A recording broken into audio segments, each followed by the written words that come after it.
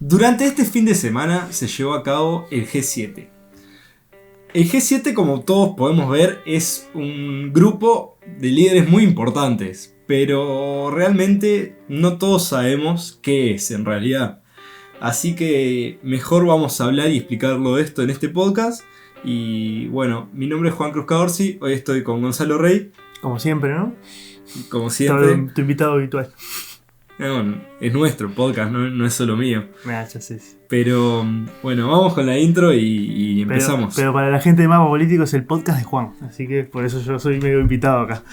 Claro, así aprovechamos todo el flujo de gente que viene. Esto para quien nos escucha en Spotify, lo hablamos porque en YouTube tengo un canal con un amigo que tiene un canal más grande y estamos empezando, y también ahí en la pestaña comunidad publicamos estos podcasts para atraer nuevos oyentes.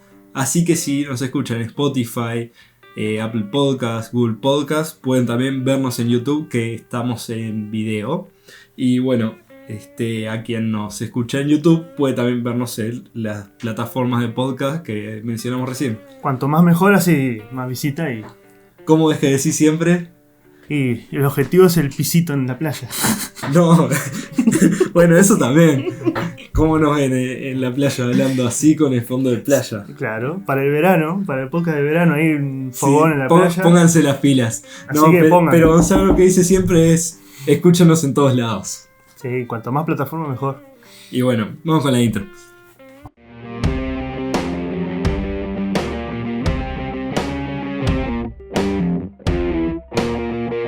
Este fin de semana, como hablábamos, se llevó a cabo la reunión número 47 de G7. Un grupo en el que su nombre ha variado a lo largo de la historia. Empezó siendo el G6, primero el G5, luego el G6, luego el G7, luego el G8 y luego el G7 de vuelta. Un grupo de países o de líderes de países que abarcan o tienen mucho poderío económico, pero que hoy por hoy ha sido relegado por el G20, del cual también hablaremos. Efectivamente, son varios los grupos, ya que en sus orígenes, en 1973, lo integraban las 5 grandes economías del mundo. Luego fueron inventando países, un par de años más tarde aparece Italia, luego entra Canadá también. Y finalmente, tras la caída de la Unión Soviética, en el año 1998 se admite a Rusia.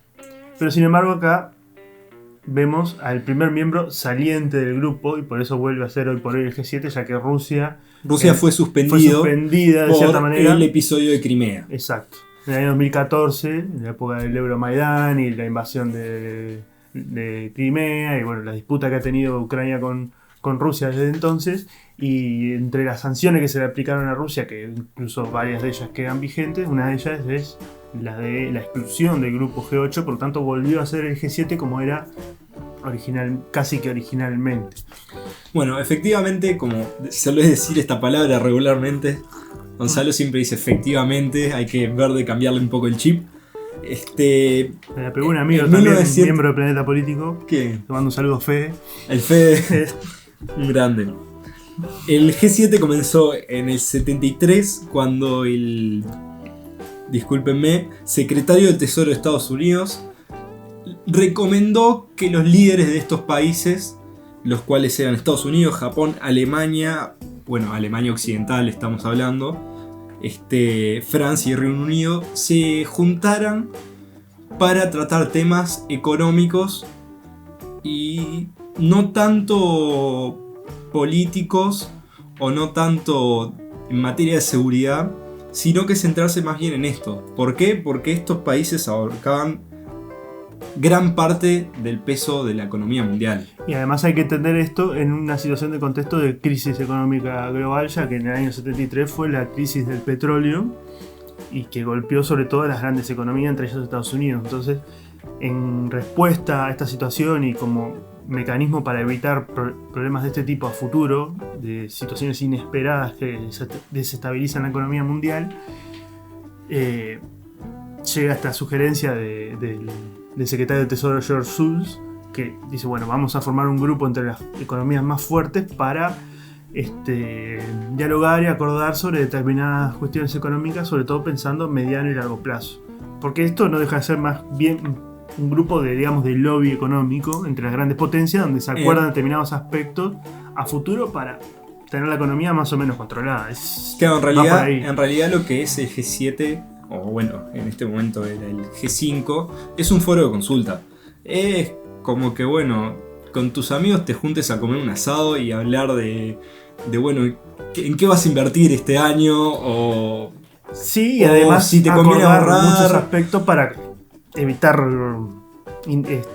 situaciones inesperadas a nivel de la economía, como puede ser, por ejemplo, una de las temáticas que vamos a abordar de lo que se habló en este G7 fue aspectos de cambio climático, de la reducción del uso del carbón y demás. Bueno, eso en realidad es consensuado porque son economías que se nutren de estos recursos, y si uno toma la decisión de prescindir de este recurso pero otros no solamente que no tendría un gran impacto en el clima, sino que además también tendría una desventaja económica, porque las energías renovables sí son sería una competencia desleal. Exacto, porque además las energías renovables sí serán muy lindas, no contaminan mucho, pero son fuentes mucho más caras para y que producís menos. Exacto. Pero no nos vamos a adelantar tanto, vamos a seguir con esto. Nos quedamos en 1973 con los países que nombramos recién. Y bueno, a este asado, el cual se empezaron a reunir una vez al año, como con las despedidas de amigos del liceo, las despedidas de año, o este tipo de reuniones, decidieron invitar a Italia en 1975, y posteriormente, un par de años más tarde, no recuerdo bien la fecha, se invita a Canadá, que era la potencia económica más fuerte dentro de los países que no estaban en el G6 en ese momento. Allí se conforma por fin el G7, que es básicamente como los miembros que lo vemos hoy, que más adelante, como dijimos, tras la caída de la Unión Soviética, se invitaría a Rusia en el 98. En el 98. En el 1998. En el 80 y coso, no, seguía la URSS. Sí, la URSS. Bien. A principios de los años 80 también se decide invitar a la Unión Europea. Si bien participan en conjunto, se invita solo a los líderes.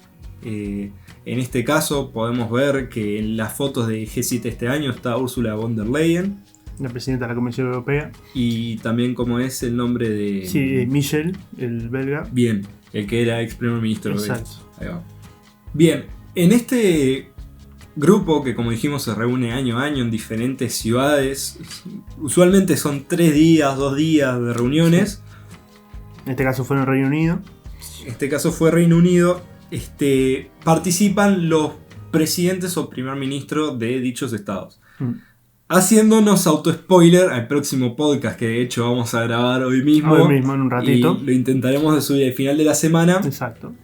Que hablaremos de la diferencia entre primer ministro y presidente y sus... Entre otras cuestiones, más que nada el panorama general. Y cómo se conforman dichos estados. Exacto, básicamente el panorama general va a ser una comparación de lo que son los regímenes presidencialistas con los regímenes parlamentaristas. Y ahí la figura del ejecutivo varía según el régimen de forma sustancial. Así que si están interesados en la temática, al final de la semana se va a venir un video sobre el tema, donde explicaremos más a fondo cuáles son las diferencias, los puntos en común y cómo funciona todo esto de ser primer ministro, ser presidente, en fin. Bien. Sí. Vamos a no seguir haciendo sí, porque si no vamos hablando del otro. Que aparte las cosas bastante... un poco las sabemos porque, claro, vamos a hacerlo, entonces sí, lo haríamos en el mismo, pero no queremos aburrirlos y mejor que nos vean 2 veces. Se va por separado, 2 videos, más platita. Ojalá nos pagaran. No nos pagan todavía, así que no se preocupen. Bien. Como decíamos, este pequeño grupo de países maneja un porcentaje muy grande de la economía mundial, que asciende al 40% del PBI bruto del mundo. Además concentran el 10% de la población. O sea, el 10% de la población. Más grande todavía, el 40% del PBI en el 10% de la población. Es por esto que algunos geopolíticos, en especial estoy leyendo un libro de Pedro Baños, muy interesante, es un geopolítico español, que dice que este grupo actúa como una forma según él, en palabras de él, portero de discoteca, que no deja que otros miembros ingresen a este grupo para ellos mantener cierto poder y no dejar que otros escalen o decidan y tomen decisiones tan importantes que conciernen al mundo entero y además les afecta directamente a ellos que son potencias mundiales. Si bien hoy por hoy han entrado diversos actores y encontramos bueno, un G7 en el que, por ejemplo, no está ni India ni China. Claro, tampoco desactualizado, ya que ya los integrantes del G7 no son las 7 primeras economías, sino que hay otras que ya han superado a esas economías. Por ejemplo, India y China están por encima de algunos de los países que están en el G7, pero evidentemente no se fue actualizando, sino que se mantuvo ese bloque y no se ha... Es que básicamente G7 es G7 de Occidente. Es como una OTAN acotada. Occidente más Japón. Sí, pero Japón es Occidente. Sí, es Occidente. O sea, es asiático, pero es como que hables de Corea del Sur. Y bueno, estamos hablando de que la constitución japonesa fue hecha por los americanos, así que... O sea... Sí, también. Es un país muy occidentalizado dentro de lo que es Asia. Y este grupo, a su vez, impone impone medidas, ¿sí?, que afectarán al mundo entero. Estas medidas, sin embargo, han sido relegadas de a poco por el G20, un grupo mucho más importante a día de hoy. Amplio e importante, porque estamos hablando de que no solamente son más países, son 20, sino que además concentran... Si el G7 concentraba el 40% del PIB y el 10% de la población, el G20 concentra el 80% del PIB y más del 60% de la población. O sea, si estás hablando que en 20 países tenés gran parte del mundo, más de la mitad de la población y casi toda la riqueza mundial. O sea, claro, te quedan todo. Casi 160 países con el 20% de la riqueza del mundo. O sea, es absurdo la cantidad de poder económico que estos países tienen, que también se reúnen una vez al año y tratan diversos temas, no solo en materia económica. Bueno, este grupo surge en el año 1999, un año más tarde del ingreso de Rusia al G7, conformando el G8, y también suele reunirse más o menos una vez al año, a veces un poco más. De hecho, la última reunión antes de la pandemia fue acá cerca, fue en Argentina, el G20. Sí, hubo bastante disturbios a las afueras. En el último tramo del gobierno de Macri.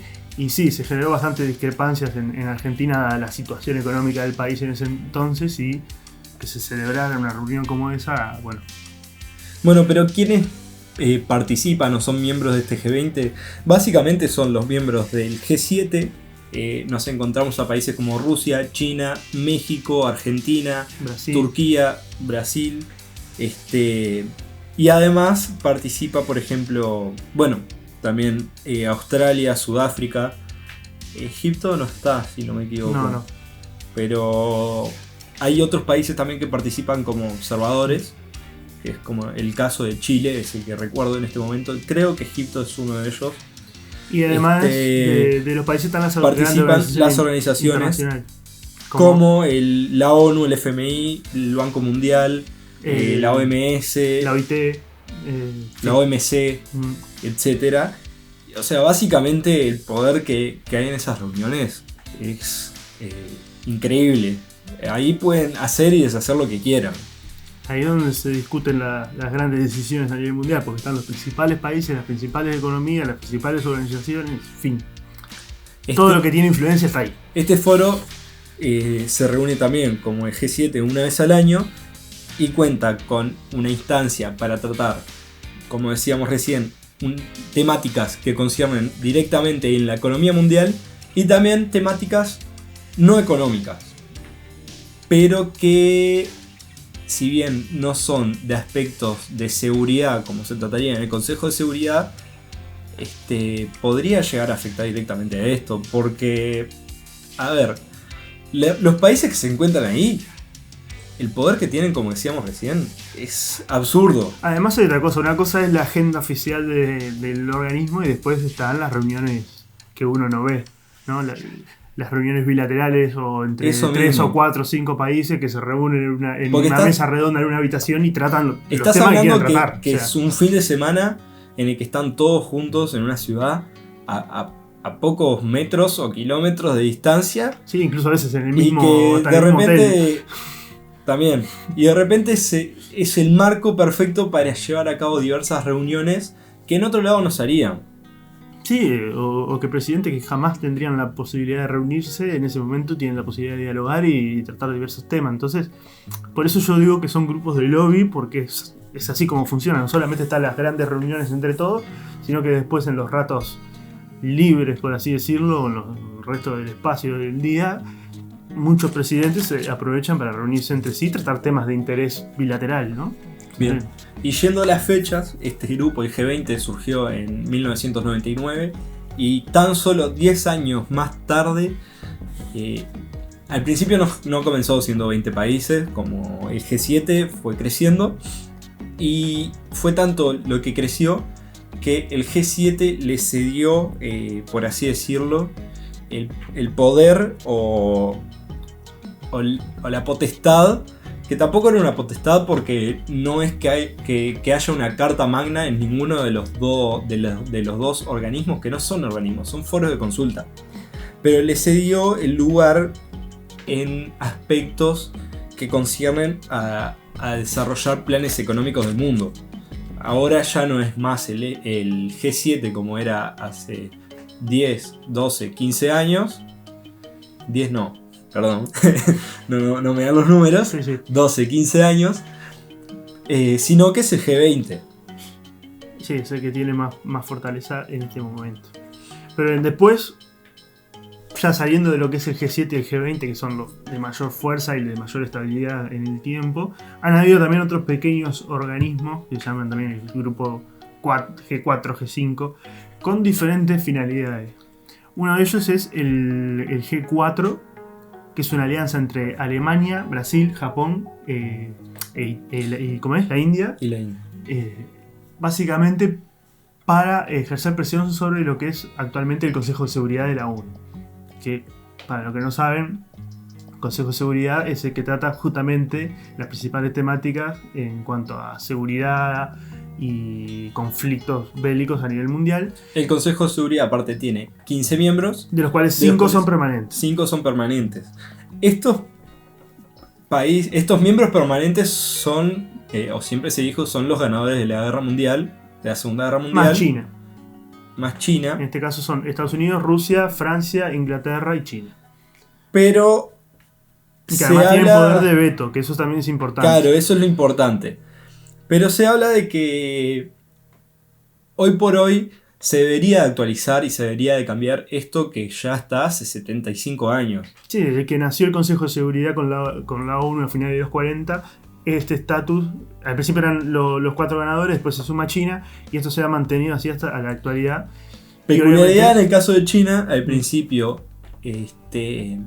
estuvo Taiwán ocupando, o sea, la República de China, Sí, más conocida posteriormente tras la guerra civil como Taiwán, hasta que posteriormente se justamente por expulsa- las épocas de la creación del G7, Sí, por los 70. se termina reconociendo como la verdadera representante de China a la China continental, o sea, a la República Popular, y Y no se a Taiwán. expulsa a la República de China, de este, y también de las Naciones Unidas. Exacto. Hoy la ONU no reconoce a Taiwán como un estado, como un país independiente. De hecho, solamente, si mal no recuerdo, son 19, 20 naciones en el mundo que lo reconocen.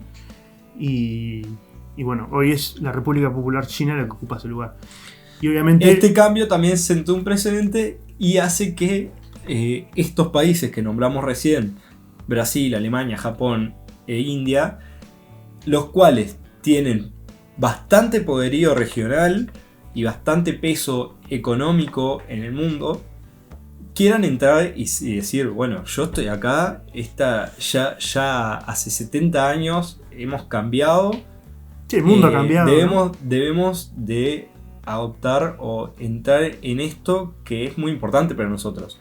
Sin embargo, han tenido diferentes detractores, cada país se los señala por diferentes o se los acusa de diferentes cosas. Por ejemplo, Alemania sigue teniendo la sombra del Holocausto. Pero sin embargo tenemos también que China está y hoy por hoy se tiene todo el tema con los uigures.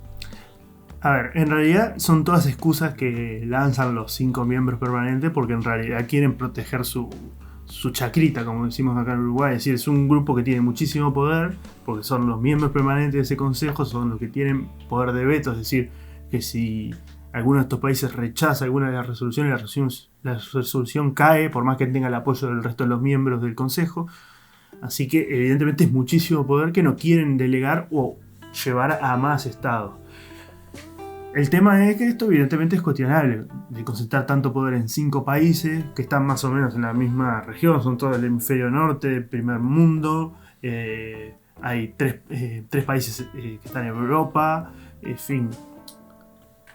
Algunos plantean de que los miembros permanentes tendrían que ser una cantidad más amplia, que representen y que abarquen a más regiones del mundo. Y yo personalmente creo que en realidad lo que habría que cambiar, que eso sí es más utópico, no va a cambiar porque es una cuestión de poder, como venimos diciendo, en realidad el Consejo de Seguridad tendría que tener miembros rotativos en su totalidad, o a lo sumo que haya un grupo permanente, pero que no exista el poder de veto. Porque ya hemos visto que el poder de veto en realidad lo que le da es carta libre a aquellos países que tienen el poder de veto para hacer básicamente lo que quieren y apoyar también a sus aliados, ¿no? Porque si, por ejemplo, el día de hoy surge, supongamos, un conflicto, supongamos que la situación de Israel y Palestina llega al Consejo de Seguridad. En el Consejo de Seguridad, uno de los miembros que tiene poder de veto es Estados Unidos, que es un histórico aliado de Israel. Si se promoviese una resolución en contra de Israel, seguramente Estados Unidos va a aplicar su poder de veto.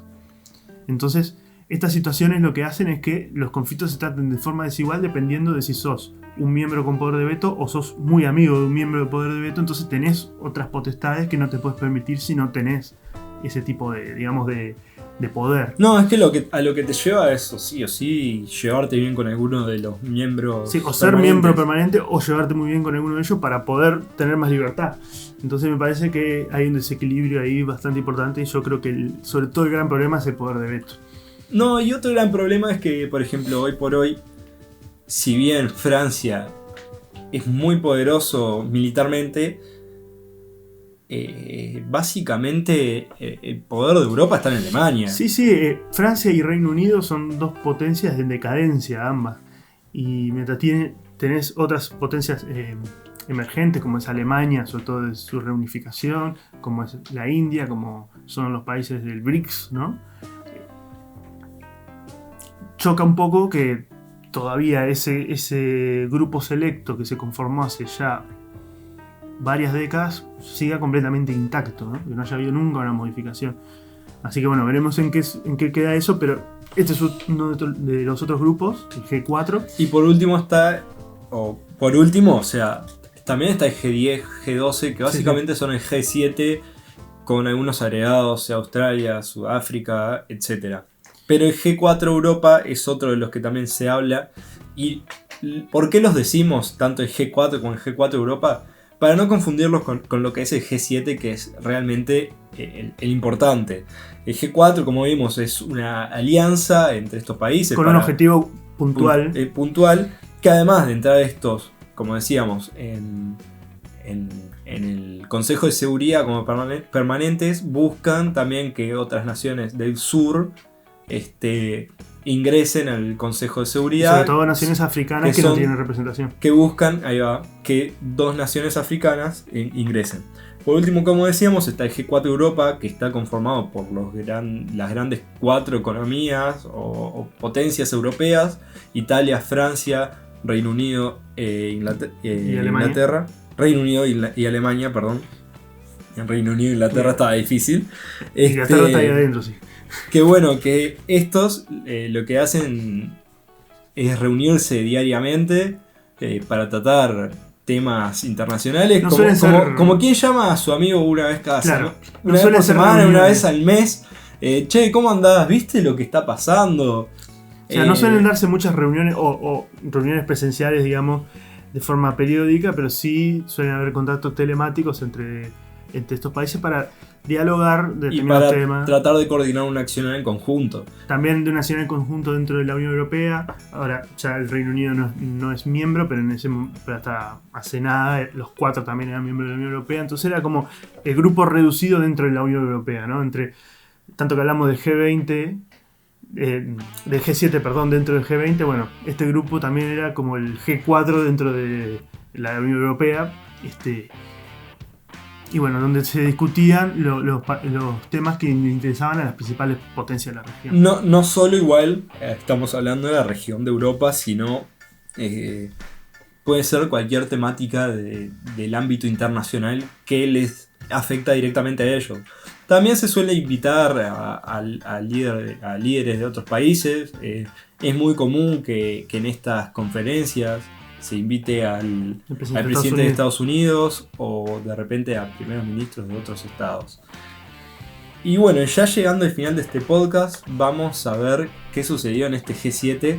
Que se discutió puntualmente. Que tuvo varias peculiaridades.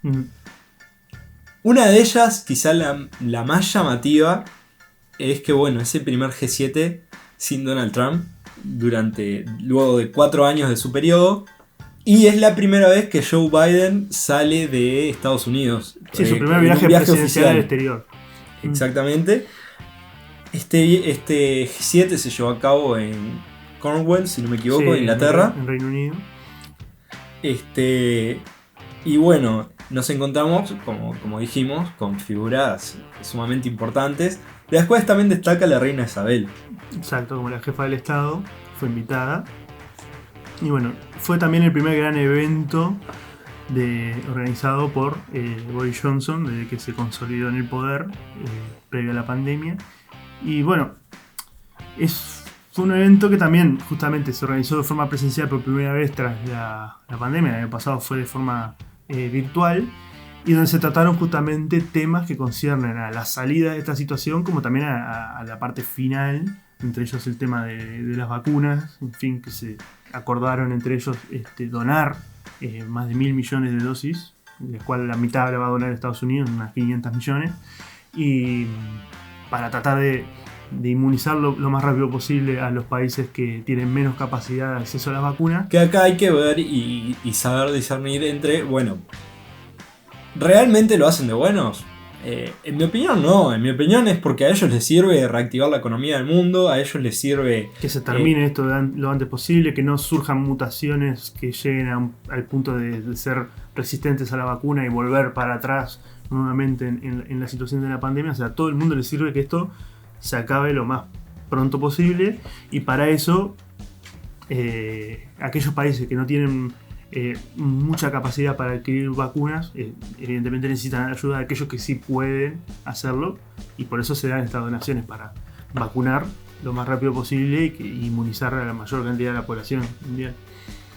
Claro, además, de la mano de esto, en el discurso inaugural de este G7, Boris Johnson destacó que bueno, que la pandemia nos ha enseñado a todos, y en especial a los líderes del mundo, que bueno, que es la oportunidad ahora este G7 de reconocer los errores que tuvieron. Yo creo que esto se puede, si bien Boris Johnson no tuvo una mala relación con Donald Trump, tampoco esto se tuvo la que se esperaba, se esperaba hacer una mejor. Exacto, se puede hacer un poco de alusión hacia el negacionismo que tuvo al principio de la pandemia. Porque bueno, destaca de no volver a cometer los errores, actuar en conjunto, mostrando un discurso bastante conciliador, el cual fue bien recibido por líderes. Obviamente el líder de Canadá siempre ha tenido buena relación con Reino Unido, pero fue muy bien recibido por Angela Merkel o por Joe Biden. Angela Merkel, si bien dijimos que Joe Biden era su primer G7, este es el último G7 de Angela Merkel.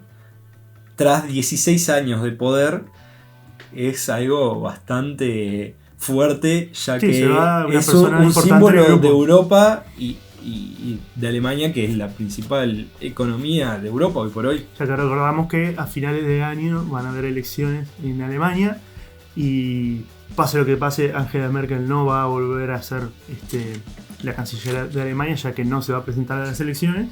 Así que bueno, tras 16 años en el poder, deja la jefatura de gobierno de uno de los países más importantes de Europa y del mundo.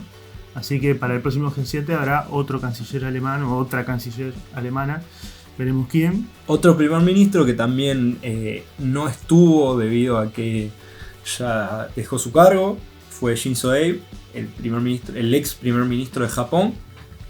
El actual primer ministro, si no me equivoco, sí estuvo. Sí, dejó el cargo por problemas de salud. Así que también era otro que hacía mucho tiempo que ostentaba el poder en Japón.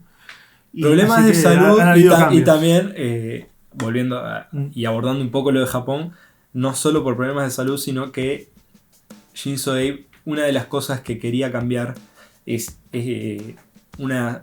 luego de la guerra mundial, Japón se volvió bastante pasivo en materia de seguridad.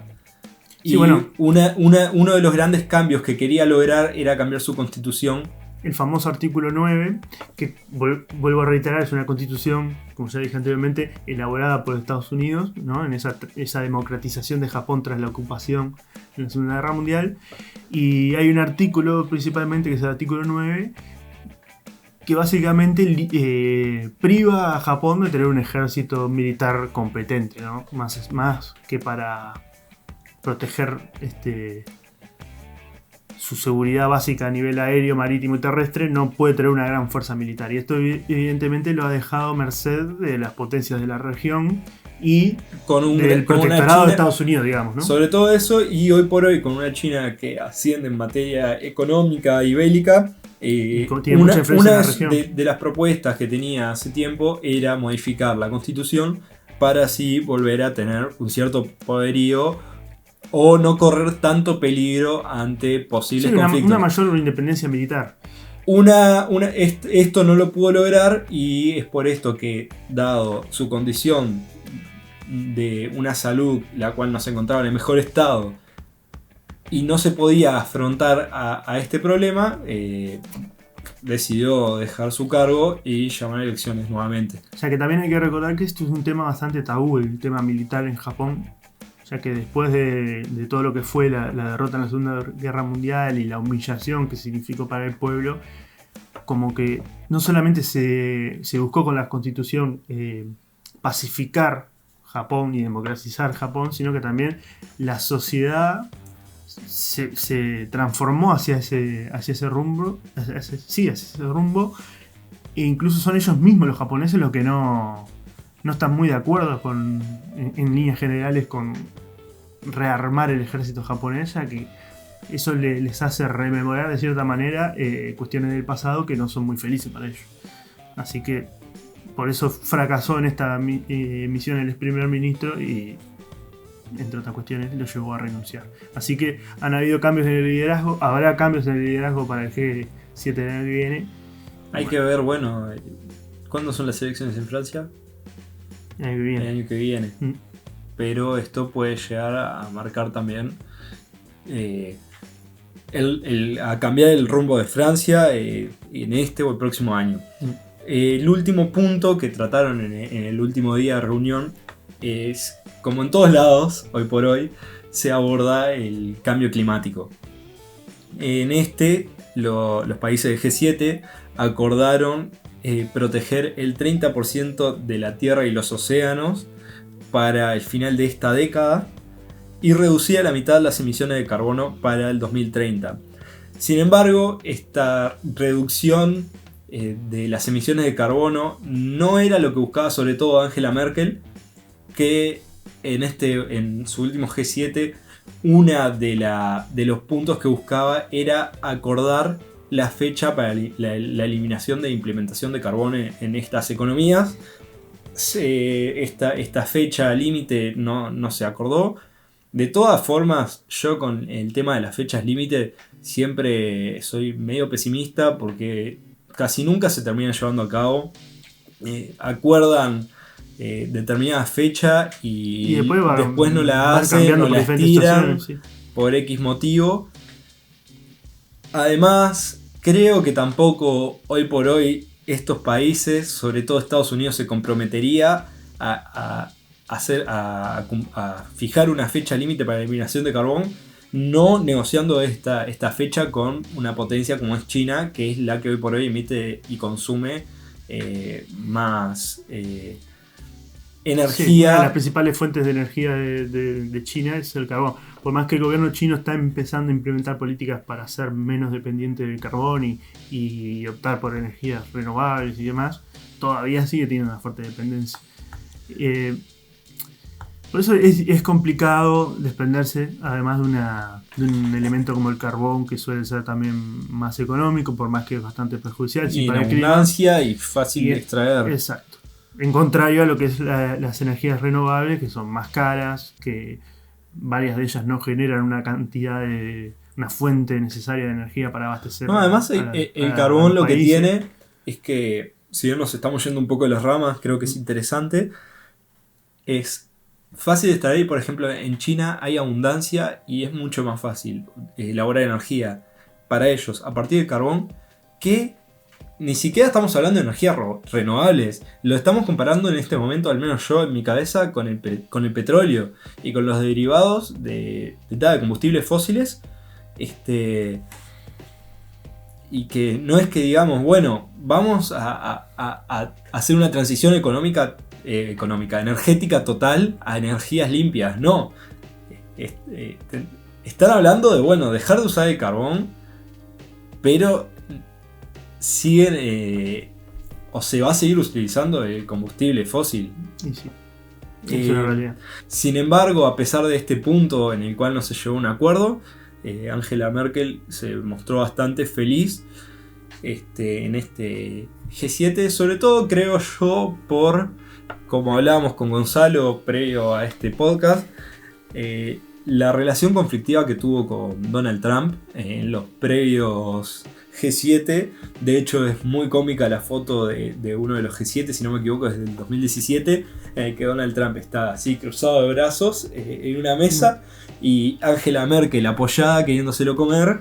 Es muy buena esa foto y el resto de los líderes europeos tipo atrás como diciendo no, ¿qué está pasando?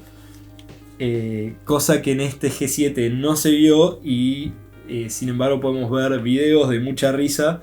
Es muy cómico en el que todos se están riendo o no sé cómo es con Boris Johnson cuando están posando. Se vio un clima más relajado, ¿no? Y de mayor concordia, por así decirlo. Es muy bueno también el video en que la reina Isabel, cuando está sentada para sacar la foto, dice: se supone que debemos de mostrarnos felices. Sí.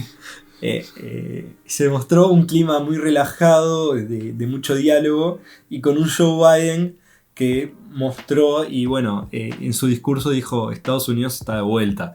Bueno, de hecho, apostando nuevamente al globalismo, apostando nuevamente a la cooperación y al multilateralismo. De hecho, tras esta reunión se está llevando ahora en este momento a cabo en Bruselas reuniones de la OTAN, en la cual también está participando Joe Biden, y también la posición que trae Biden es muy distinta a la confrontación que traía Trump en los años anteriores. Sobre todo, Trump de lo que se quejaba mucho era que varios países europeos miembros de la OTAN no gastaban lo suficiente o lo requerido en defensa y que Estados Unidos se llevaba gran parte del presupuesto. Es una de las grandes quejas que planteó Trump y que Biden parece que ha venido a suavizar ese discurso y mantiene el compromiso de ser Estados Unidos el que financia con fuerza todos estos grandes grupos, a cambio obviamente de poder e influencia. Eso es lo que busca en la política exterior que busca Biden, que ha sido la tradicional de los demócratas e incluso en buen periodo de los republicanos, hasta que llegó Trump con la idea de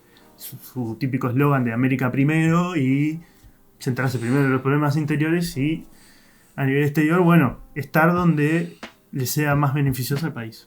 Personalmente creo que a Europa le sirve muchísimo esta postura de Biden. Sin embargo, habría que ver cómo le funciona esta postura de Estados Unidos a Estados Unidos, tanto a su economía interna y ante la creciente, por así decirlo, para ellos es una amenaza de China. Exacto. Que bueno, habría que estar atentos en los próximos años y ver si esta postura más de cooperación, más de poder a cambio de billetera, como está haciendo China, funciona más que una postura de, bueno, mejoremos nuestra economía y que el resto también aporte su granito de arena. Exacto. Bien, llegamos al final entonces. Llegamos al final. Podríamos hablar de los BRICS, pero creo que no entraría dentro de esta categoría. No, es otro grupo distinto. Además, eso lo podemos dejar para otro podcast si les gusta, que hablemos de los BRICS, los cuales últimamente están se dejó de usar tanto el término de los BRICS. Sí, debido sobre todo al ascenso que China ha tenido, que ya ha dejado de ser una potencia de segundo nivel y básicamente está amenazando con disputar la potencia a Estados Unidos. Sí. Así que bueno, si les gustó este podcast, como siempre, estamos agradecidos. Déjenlo saber en los comentarios en YouTube. En los comentarios todas las sugerencias, todas las cosas que les gustaría escuchar de acá a futuro, de temáticas que les gustaría que tratemos. Y bueno, que se suscriban, que le den a la campanita en YouTube. Y si le dan like también nos ayuda, sobre todo porque así yo siempre le digo a Gonzalo, che, está para grabar un podcast, y él está como medio desmotivado, hoy no sé qué, y hoy como vimos que el podcast de la semana pasada tuvo una buena llegada, él me dijo, vamos a grabar 2. Así que ayuden, así lo tenemos más acá y seguimos creando contenido. Exactamente, así que bueno, nos vemos en el próximo podcast que ya les adelantamos, que es el de presidencialismo versus parlamentarismo. Son los dos sistemas predominantes en las democracias, sobre todo occidentales. Así que bueno, nos vemos ahí entonces. Bueno, un saludo y hasta la próxima.